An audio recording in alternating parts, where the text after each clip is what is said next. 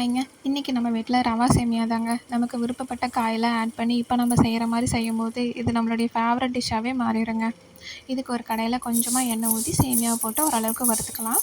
இது லைட்டாக நிறம் மாறிட்டு லைட்டாக மணம் வருங்க. அப்போ நம்ம வேறு பிளேட்டுக்கு இதை மாற்றிக்கலாம்.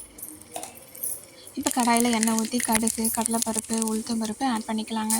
நான் 4 பச்சை மிளகா 2 வரமிளகா ஆட் பண்ணியிருக்கேன். உங்களுடைய காரத்துக்கு தகுந்த மாதிரி நீங்கள் ஆட் பண்ணிக்கோங்க. தென் இஞ்சி பூண்டு தட்டி நான் ஆட் பண்ணியிருக்கேங்க.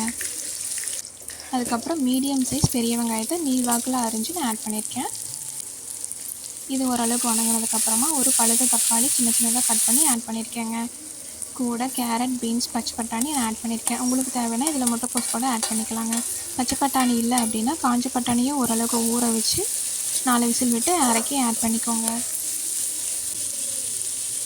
இப்போ தேவையான அளவு உப்பு ஆட் பண்ணிக்கலாம். எப்போவுமே ரவா சேமியா செய்கிறதுக்கு நம்ம எவ்வளோ சேமியா எடுக்கிறோமோ அதுக்கு டபுள் மடங்கு தண்ணி ஆட் பண்ணுங்க. இப்போ நான் 180 கிராம் சேமியா எடுத்திருக்கேன். அதுக்கு 400 கிராம் தண்ணி ஆட் பண்ணியிருக்கேங்க. காய்க்கும் சேர்த்து நான் ஆட் பண்ணியிருக்கேன். இப்போ அது கொதிச்சதுக்கப்புறமா நம்ம வறுத்து வச்சு சேமியாவை தான் ஆட் பண்ணி ஓரளவுக்கு கிளறி விட்டுக்கலாங்க.